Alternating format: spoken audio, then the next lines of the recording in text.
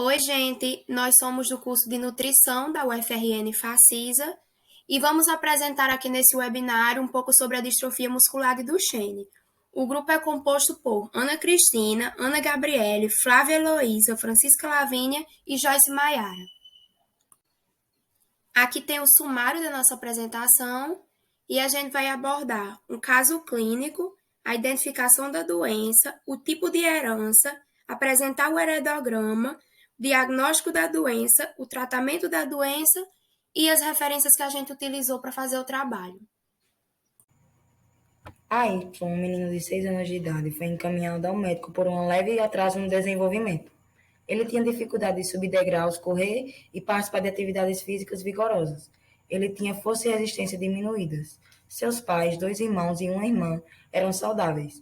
Nenhum outro membro da família era afetado de modo semelhante. Ao exame, ele apresentava dificuldade em subir na mesa de exame, um sinal de Gauss.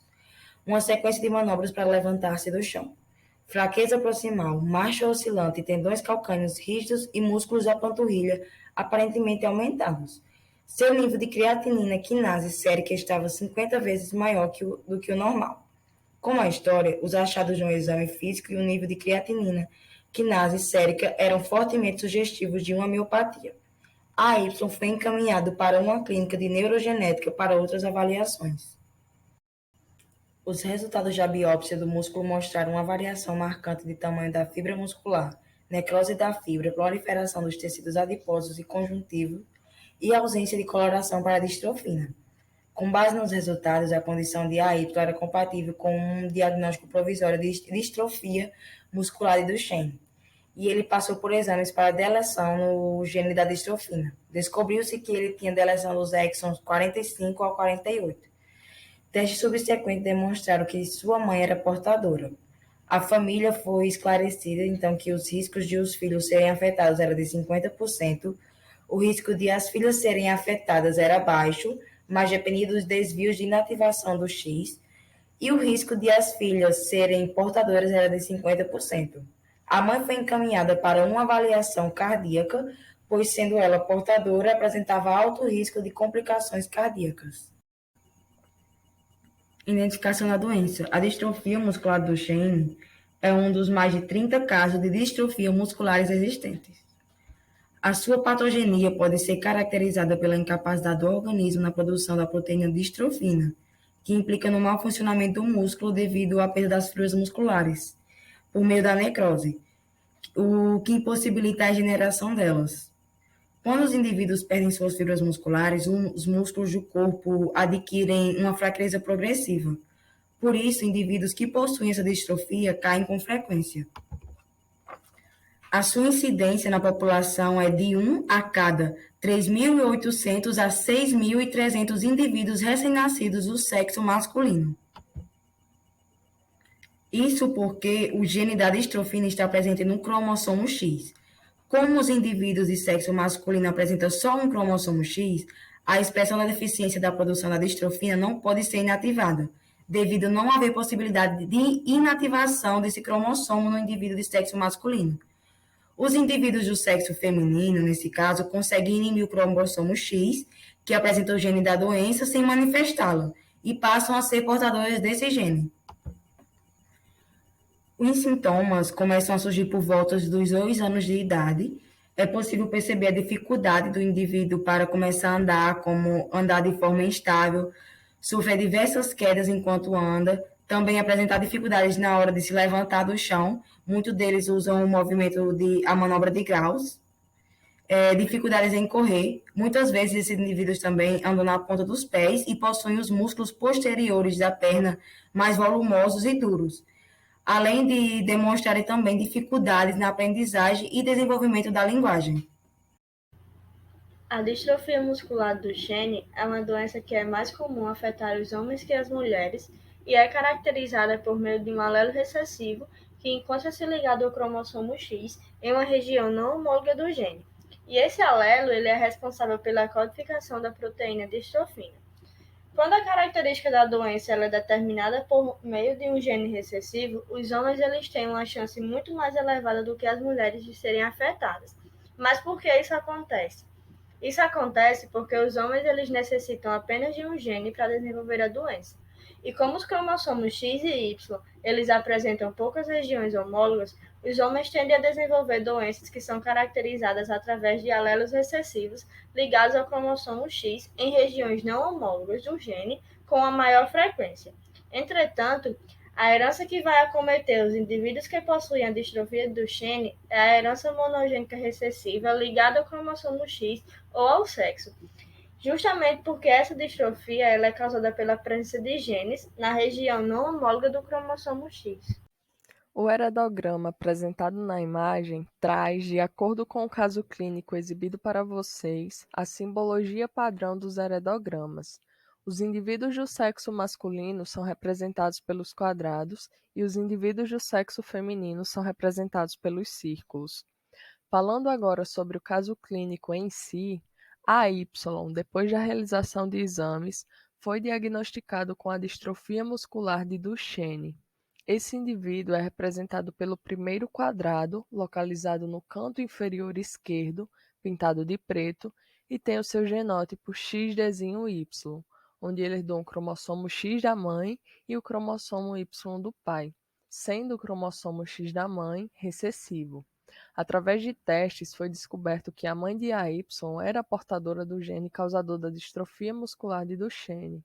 Ela está sendo representada no heredograma pela bola no canto superior direito, onde outra bola, preta e um pouco menor, que encontra-se dentro da maior, indica que ela é a portadora do gene e seu genótipo é XD-XD, no qual ela pode transmitir um cromossomo XD ou XD para seus filhos. Como descrito no caso clínico, os demais membros da família são saudáveis, tendo o pai, representado pelo quadrado superior esquerdo, um genótipo XDY, os dois irmãos, representados pelos quadrados inferiores direitos, um genótipo XDY também, e a irmã, representada pela bola inferior mais esquerda, XDY. As chances dos filhos do sexo masculino serem afetados pela doença é de 50%, como já citado. As filhas têm chances bem menores de serem afetadas, dependendo da inativação do cromossomo X, mas possuem 50% de chances de serem portadores da doença. Falando agora um pouco sobre o diagnóstico da doença, o médico pode suspeitar da distrofia muscular de Duchenne com base nos sintomas característicos da doença que o indivíduo vai apresentar ainda na infância, como, por exemplo, ter dificuldade em ficar em pé e dificuldade em se levantar após sofrer uma queda. Ele vai andar cambaleando e ter dificuldade em descer e subir escadas. Ele também vai apresentar um aumento no volume das suas panturrilhas devido à substituição das células musculares por gordura e ter dificuldade para movimentar as articulações, especialmente dobrar as pernas.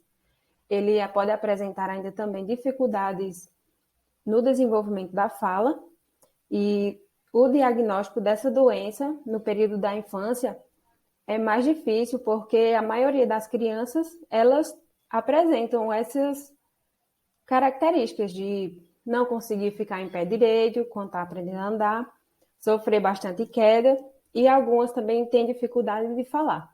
Então, o diagnóstico ele pode ser mais preciso de acordo com a idade do indivíduo vai avançando. O médico também pode observar o extravasamento da creatina quinase das células musculares, que é uma proteína que vai sair do músculo e se concentrar na corrente sanguínea. E essa creatina quinase, ela é uma proteína que está presente em vários tipos de células, principalmente nas células musculares cardíacas e esqueléticas.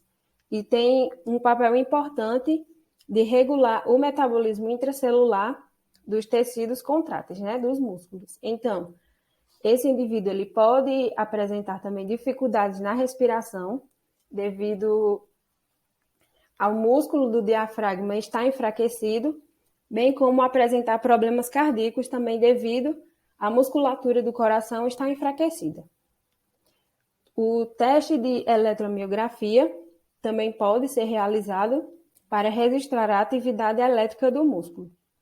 e também testes genéticos, que vão ali fazer o diagnóstico definitivo de 60% a 70% dos casos, onde eles são feitos para identificar tanto deleções quanto duplicações do gene da distrofina, que é uma proteína que liga o citoesqueleto da fibra muscular à matriz extracelular, estabilizando assim a contração dos músculos. A confirmação do diagnóstico pode ser feito a partir do pedido de biópsia do médico para observar a ausência da distrofina no músculo ou ela vai se apresentar em baixas quantidades, bem como também será possível observar a presença de tecido morto e fibras musculares, que vão se apresentar em um tamanho anormal. A distrofia muscular do Duchenne ela não tem uma cura, mas apesar de não ter uma cura para essa doença, há tratamentos que ajudam no atraso do desenvolvimento dela e também ajudam no controle dos sintomas e a evitar o surgimento de futuras complicações. Então, esse tratamento ele não vai curar o paciente, mas vai ajudar a melhorar a qualidade de vida dele. E dentre esses tratamentos, na maioria dos casos, os pacientes são tratados com o uso de medicamentos e com sessões de fisioterapia. Em relação ao uso de medicamentos no tratamento da doença, a distrofia muscular do Duchenne é tratada com o uso de medicamentos corticoides. E entre esses medicamentos corticoides temos a prednisolona, a prednisona ou o deflazacort.